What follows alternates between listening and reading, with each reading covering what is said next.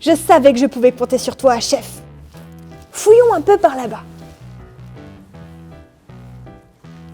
Chef, je viens de trouver des engrenages. Il y a plusieurs roues dentées de différentes tailles. Si 2 roues dentées s'encastrent, alors lorsque j'en tourne une, la deuxième va aussi tourner, mais dans le sens inverse. Si je rajoute une troisième, le mouvement se transmet et elle va tourner dans le sens inverse que la précédente. Donc, si j'ai un nombre de roues impair, la roue d'entrée tourne dans le même sens que la roue de sortie. Mais si le nombre de roues est pair, le sens est inversé. Les engrenages servent donc à transmettre un mouvement. Ici, d'une rotation à une rotation. Parfois, ils servent aussi à créer un gain mécanique, c'est-à-dire à fournir moins d'efforts pour effectuer une action. Pour bien expliquer, il me faut quelque chose. Je sais!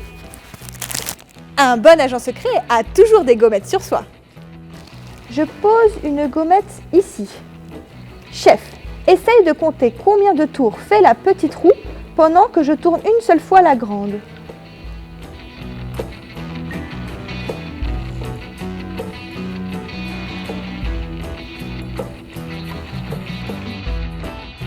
Donc, pendant que j'ai fait un seul tour avec la grande roue, la petite a fait 2 tours et demi. Elle est donc plus rapide que la première.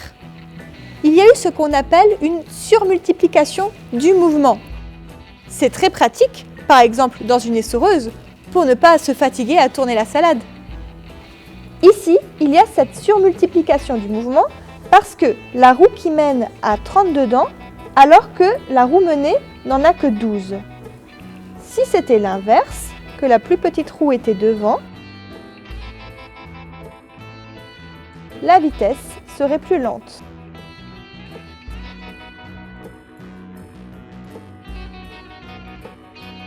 Mais bon, je m'égare un peu.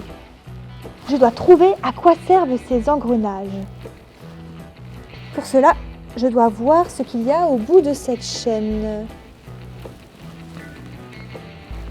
Bingo, c'est ce que je pensais.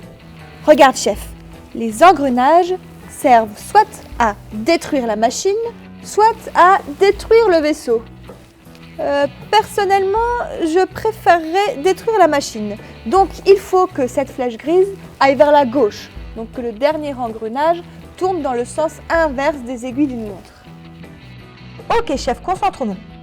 Je veux donc que la dernière roue aille dans le sens inverse des aiguilles d'une montre pour détruire la machine. Donc, ça veut dire que la roue avant tourne dans le sens des aiguilles d'une montre et ainsi de suite. Dans quel sens je dois tourner la première roue?